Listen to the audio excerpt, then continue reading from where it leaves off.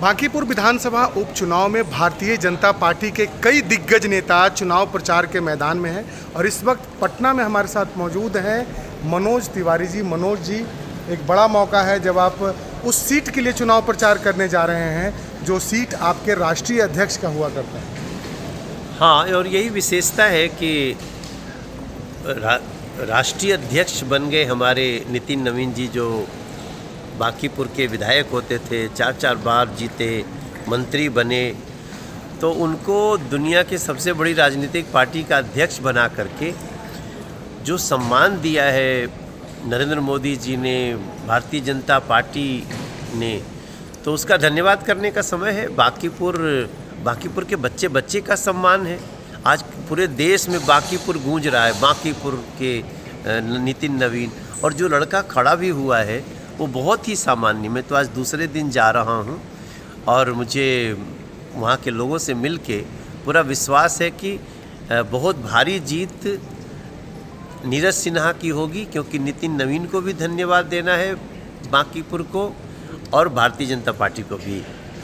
बाकी एक ऐसे उम्मीदवार को आप लोगों ने चुना है जो रेंट के मकान में रहता है, काफ़ी आर्थिक स्थिति देखें तो काफ़ी कमज़ोर है, लेकिन एक मजबूत कार्यकर्ता के रूप में उनकी चर्चा की जाती है। जब मैं उनसे मिला अभी परसों एक सभा में, तो हम पूछे कि आप जब सुने कि आप कैंडिडेट बनेंगे तो आपको कैसा लग रहा है?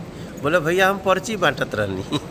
तो सोचिए, जो कार्यकर्ता पर्ची बांट रहा था अचानक से।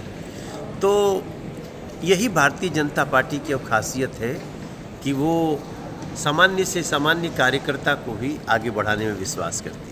लेकिन कई दिग्गज हैं, खास करके प्रशांत किशोर काफ़ी जोर से घूम रहे हैं और कई आरोप भी आप लोगों पे लगा रहे हैं। अभी उनके पार्टी के लोगों ने उन्होंने आरोप लगाया कि भारतीय जनता पार्टी प्रशासनिक महकमे का इस्तेमाल करना, जीविका दीदियों का इस्तेमाल किया जा रहा है। वो धरना पे बैठेंगे यदि नहीं रुका तो। देखिए, प्रशांत किशोर जी की बात को बांकीपुर का कोई व्यक्ति सुनने वाला नहीं है, इसलिए कि उनका जो परिचय है ना, वो है कि पैसा मिलेगा तो हम किसी का काम कर देंगे। वो चाहे वो बहन बेटियों की इज्जत लुटवाने वाली टीएमसी हो, उसका ही प्रचार कर देंगे।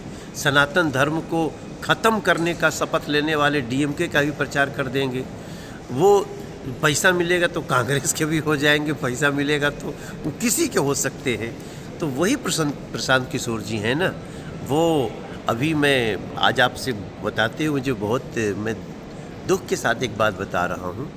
मैं अभी जब 2 दिन पहले हमारे जो भरत तिवारी जी की माता जी को मैं जब मुख्यमंत्री जी से मिलवाया, उन्होंने बहुत ही संवेदना के साथ उस परिवार से मिला, न्याय का भरोसा दिया। तो जब मैं उनकी माता जी के साथ बैठा तो पता चला कि उनकी माता जी को ये प्रचार के लिए बुला रहे थे ये लोग। और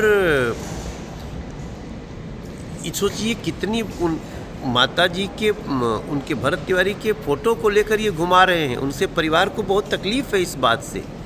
तो ऐसा काम करने वाले लोग कभी भी जनता के सामने स्वीकार नहीं हो सकते। आप अभी पटना पहुंचे हैं और कुछ ही देर पहले, कुछ मिनटों पहले नेता प्रतिपक्ष बिहार के तेजस्वी यादव भी पटना पहुंचे हैं।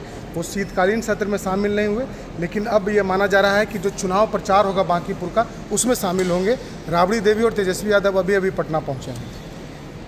नहीं, उनको आना ही चाहिए, लेकिन वो कितना भी घूमे, बांकीपुर की जनता जानती है कि ये तेजस्वी बाबू की पार्टी का परिचय क्या है। जब वो लोग सत्ता में रहे तो कैसे उन लोगों ने बिहार की जनता को लूटा, तकलीफ़ दिया, अत्याचार किया। तो स्वागत है। वो तो अभी तो मैं देख रहा था वो गायब थे, अब आ गए हैं, तो सुनेंगे कि वो क्या बोल रहे हैं। और हम लोग इस बांकीपुर के उपचुनाव को बहुत जनता के आशीर्वाद से जीतेंगे, छात्रों के आशीर्वाद से जीतेंगे, लोगों के आशीर्वाद से जीतेंगे। यानी राष्ट्रीय अध्यक्ष जी तो जिस प्रकार से देखिए इतने समय में जैसे पार्टी को वो आगे बढ़ा रहे हैं, और बड़ी बड़ी चुनौतियों का अभी भी जिस प्रकार से एक छात्रों के हित का मुद्दा सोल्व हुआ है, इसमें हमारे राष्ट्रीय अध्यक्ष जी की बहुत बड़ी भूमिका है। नरेंद्र मोदी जी के नेतृत्व में जो कुछ कर रहे हैं उसका भी गीत भी होगा। और सबसे बड़ी बात है कि हम लोगों को तो देखिए, हम कहते हैं बार बार ना कि हमें बिहार को आगे ले जाना है। क्यों? क्योंकि हाँ हम बिहारी हैं जी, उस भाव में थोड़े संस्कारी है जी। उन सभी लोगों को जो साजिशों में विश्वास करते हैं, बांकीपुर की जनता नहीं स्वीकार करेगी, भाजपा को स्वीकार करेगी। तो बिल्कुल मनोज तिवारी थे और इनका दावा है कि इस बार भी भारतीय जनता पार्टी का कमल बांकीपुर में खिलेगा। शैलेंद्र, न्यूज़ 18